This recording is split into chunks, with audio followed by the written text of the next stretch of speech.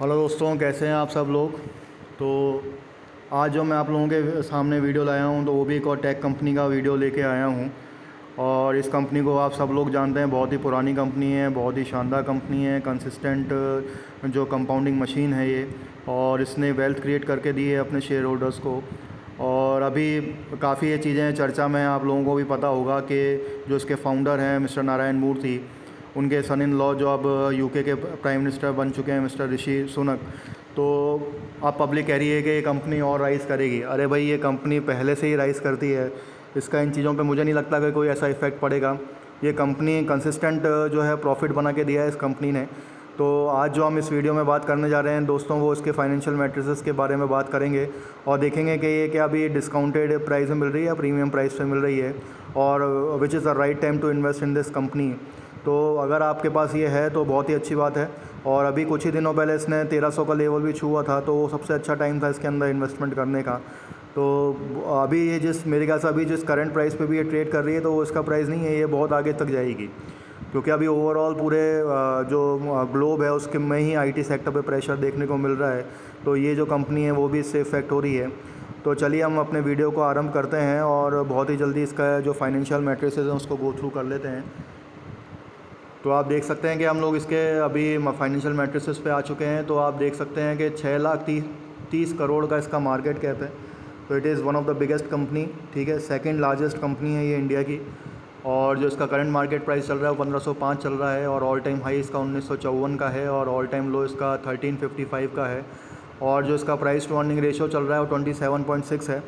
और मैं आप लोगों को बता दूं कि ये 5 ईयर मीडियन पी से भी ज़्यादा है अभी भी।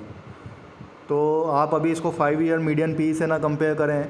अभी आप अगर आप इसमें इन्वेस्टमेंट का सोच रहे हैं तो बहुत ही राइट टाइम है। लेकिन अगर आप लोगों ने इसको 1300, जब ये 1400 के नीचे आया था उस लेवल पर अगर इसको लिया होता तो और भी अच्छा होता। लेकिन फिर भी अगर ये 1500 के नीचे के लेवल पे आता है तो बहुत अच्छा होगा इसमें इन्वेस्ट करना। और आप इसका ROC देख सकते हैं 37.1 है, ROE 29.0 है।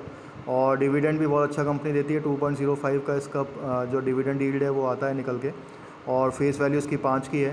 तो इसमें कॉर्पोरेट एक्शन हो ही चुका है, बहुत पुरानी कंपनी है। अब अगर मैं इसके 5 ईयर मीडियन पी की बात करूं तो देख सकते हैं आप 22.1 है, और करंट इसका पी चल रहा है 27.6। तो बेसिकली ये दोस्तों क्या होता है कि डिविडेंड में विंडोइंग भी हो जाती है, क्योंकि कंपनीज़ कई बार डिविडेंड ज़्यादा दिखाती हैं जिससे कि उनका जो पी है वो कम हो जाता है। लेकिन इसमें आप ना जाएं। आप अगर इसमें इन्वेस्टिंग का सोच रहे हैं तो अगर ये 1500 के नीचे आती है तो बहुत ही अच्छा टाइम होगा इसमें इन्वेस्टमेंट करने का।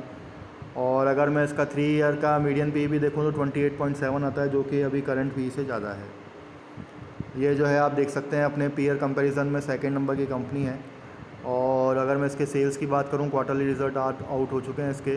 तो 29,000 मतलब 29,500 करोड़ का इसका सेल था, जो कि बढ़कर हो चुका है अब 36,500 करोड़। तो बहुत ही शानदार इसने प्रॉफिट दिया है। और 5428 करोड़ का इसका नेट प्रॉफिट था 21 में सितंबर में, और अब वो बढ़ के हो चुका है 6,026। और इसका आप EPS भी देख सकते हैं तो करीब करीब 13 था, और अब वो 14.5 के करीब हो चुका है। तो मतलब ₹1.5 की इसके अंदर इजाफा हुआ है ईयर ऑन ईयर में।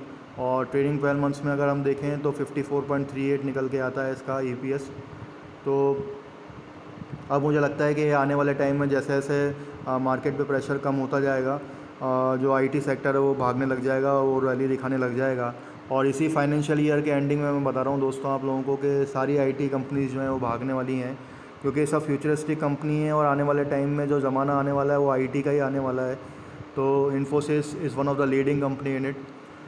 TCS देखिए, TCS one of the largest company in India है और second largest company in the world है, मैं मानता हूँ। लेकिन मेरे ओपिनियन के हिसाब से, मेरे हिसाब से जिस हिसाब से ग्रोथ है इन्फोसिस की, वो TCS की नहीं है। क्योंकि TCS इतनी बड़ी कंपनी हो चुकी है कि उसकी जो ग्रोथ है वो बहुत ही ज़्यादा, ये कह सकते हैं, कंसोलिडेशन फेस में है। तो विप्रो अगर मैं बात करूँ तो बहुत अच्छे प्राइस पे मिल रही है, और इन्फोसिस जो है वो भी बहुत अच्छे प्राइस पे मिल रही है। उसके अलावा अगर आपको IT कंपनीज़ में कंसिडर करना है तो आप LTI में कर सकते हैं, आप हैप्पीएस्ट माइंड में कर सकते हैं, आप FL इंडिया में कर सकते हैं, ठीक है। तो ये बहुत ही अच्छी IT कंपनीज़ हैं, फास्ट ग्रोइंग कंपनी है जिसने माइंडट्री को सेटअप किया। माइंडट्री बहुत अच्छी है, HCL टेक बहुत अच्छी है। तो जिसने माइंडट्री के जो CEO थे उन्होंने हैप्पीएस्ट माइंड को बनाया है। तो वो भी बहुत ही फास्ट ग्रोइंग कंपनी है, क्लाउड के ऊपर काम करती है, तो बहुत ही शानदार रिजल्ट्स बना के देगी। तो अगर आपकी एज मान लीजिए 30 to 40 ईयर्स है तो आप इतना रिस्क तो ले ही सकते हैं इन IT कंपनीज़ में। तो मेरा मानना यही है, और मेरे हिसाब से मुझे जो लगता है वो यही है कि इतनी जो ऑलरेडी जो ग्रो हो चुकी हैं कंपनी, उनमें इन्वेस्ट ना करके हम इन कंपनीज़ में इन्वेस्ट करें।